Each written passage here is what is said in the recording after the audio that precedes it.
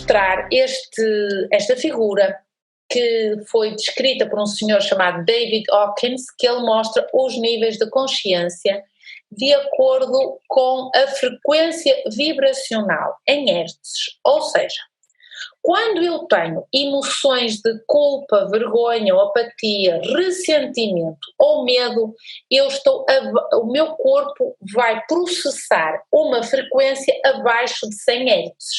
Portanto, eu posso dizer que, do ponto de vista eletromagnético, eu vou estar contraída.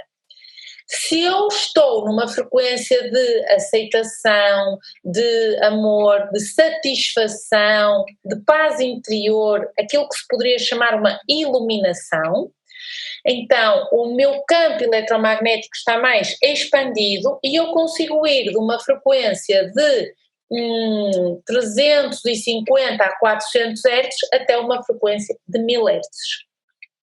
Relembro também, para quem não sabe, que os vírus têm uma frequência vibracional baixa, portanto também nos atacam ou passam as nossas barreiras quando eu estou com esta frequência de culpa, ressentimento, apatia, medo, raiva.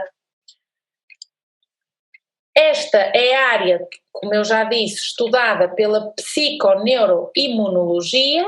E muito interessante, este artigo de 2013,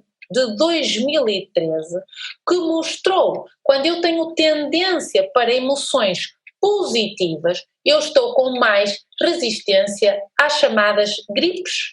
Então, vejam aqui esta explicação. Do lado esquerdo, onde diz Negative Emotional Style, eu estou com mais medo, estou preocupada, tenho raiva, tenho ressentimento. E então eu vou ter sintomas de gripe. A maioria destas pessoas tiveram sintomas de gripe. Quando eu sou mais bem disposta, estou mais alegre, estou com paz, a maioria das pessoas não teve sintomas de gripe. Portanto, isto indica claramente a relação entre um estilo de vida, que se podia dizer positivo, ou de aceitação das minhas emoções, adaptação das minhas emoções, e a gripe. E está muito na moda, é fácil percebermos hoje em dia como é que isto se aplica à nossa pandemia. Portanto, o stress psicossocial está provado que diminui a eficácia do meu sistema imunitário. E vejam, por exemplo, a aura de uma pessoa com raiva ou com ira ou com ressentimento. Esta aura está entrecortada e não deveria ser assim, devia ser um halo muito bem definido à volta da pessoa. Então, esta senhora foi a Candace Pert, ela escreveu um livro sobre os receptores opioides e é ela que lança então este campo de investigação da neurofarmacologia molecular que indica que os nossos pensamentos e os nossos sentimentos literalmente se traduzem em cadeias de aminoácidos no corpo.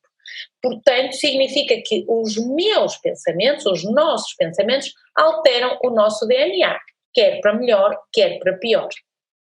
Portanto, eu sou aquilo que eu penso e, portanto, quando eu envelheço ou quando eu estou doente, quando eu envelheço mal ou quando eu fico doente, então isso resulta de toxinas e de emoções negativas que vão ocupar os receptores do meu corpo e tornam-nos incapazes de absorver os nutrientes necessários.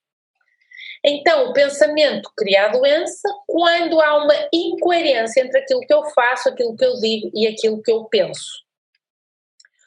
Tudo isto que nós falamos até agora, portanto, as toxinas, tanto as toxinas físicas, como as toxinas químicas, como as toxinas emocionais, como as toxinas mentais, fazem parte do que se chama o expossoma. Portanto, o expossoma é a totalidade da exposição à qual o indivíduo é submetido, desde a concepção até à morte. Vejam, por exemplo, o que saiu num jornal de 2017 sobre o expossoma da pele, para dar um exemplo para que entendam o que é então o expossoma. Então, o expossoma da pele é um conjunto de a exposição que eu tive ao longo da minha vida de, por exemplo, radiação solar, de poluição, de tabaco, excesso de temperatura, a nutrição, o stress e a falta de sono. Então, estes são os mecanismos que comprovadamente vão afetar o envelhecimento da minha pele. Portanto, quando alguém nos pergunta, ou quando alguém pergunta a algum de vocês, se for profissional de saúde, como é que pode melhorar o aspecto da pele, então vamos diminuir o expossoma dessa pessoa, especificamente em relação à pele. Vejam este outro artigo que mostra, por exemplo, o expossoma em relação ao acne. Então, o que é que está provado que é verdadeiramente importante numa pessoa com acne? Os fatores ocupacionais, a nutrição, a medicação, os poluentes ambientais, os fatores climáticos e o estilo de vida psicossocial. Isso é o que me vai afetar a possibilidade de eu ter ou não acne. Então, o expossoma ao longo da minha vida indica a probabilidade de eu ir sofrer de determinada doença ou não. Relembrar, e este artigo é novo, saiu em 2019, relembrar que o expossoma começa desde a concepção.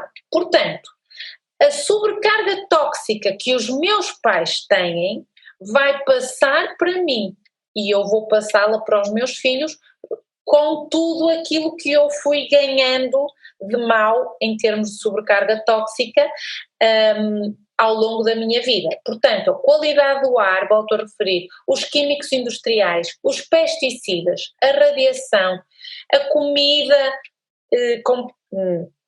que é processada, a água que não está nas melhores condições, o tabaco, as medicações que nós tomamos, a maioria das medicações por automedicação, a atividade física ou a falta de atividade física e o stress psicossocial, ao longo da minha vida, altera a minha farmacocinética e a minha farmacodinâmica do meu expossoma e isso vai alterar o meu fenótipo de saúde.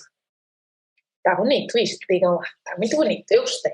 Então, resumidamente, quais são os hábitos bons ou maus que eu tenha? Vamos lhe chamar aqui hábitos inflamatórios, de forma a que depois possa-vos dar umas dicas de como melhorarmos então o nosso sistema imunitário para estarmos menos preocupados em podermos ou não ter o vírus.